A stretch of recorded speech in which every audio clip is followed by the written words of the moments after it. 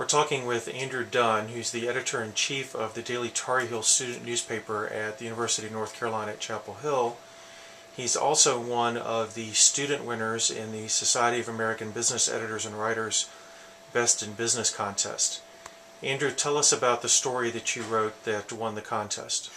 Well, I was interning at the Charlotte Observer, and the real estate and housing reporter wanted a little bit of help on the beat. She suggested I talk with government agency, some of the regulators, North Carolina Real Estate Commission, on what they were up to.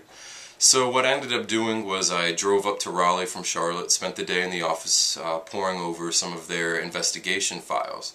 And one of the trends that I saw as I was going through those files was that there were a lot of complaints coming in and a lot of action being taken against companies similar to the We Buy Homes type companies. What they do is basically they say, they advertise We Buy Homes. They look for distressed homeowners, people who have fallen behind on their mortgage, and they will pay a small cash bonus and take over the mortgage, so they say.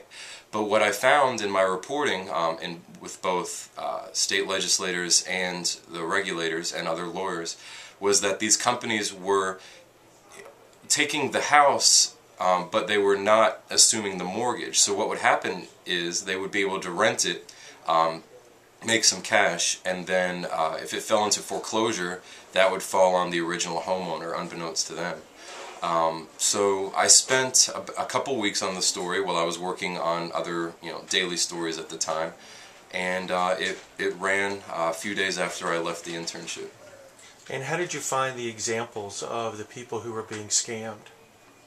Some of them were from the investigation files themselves. They had, the complaints came in, and I contacted some of those people. There was also a lawyer in the North Carolina Justice Department that I spoke with, and he was able to provide me some contacts. And what was the process in terms of writing it and editing it at the Observer?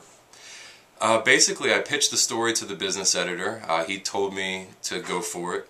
I updated them on my progress throughout those couple weeks. The hardest part was explaining to them what the story actually was. It was a really complicated topic, and I ended up using or talking with a UNC Charlotte professor, a real estate professor, a lot to try to figure out what exactly the ins and outs of it.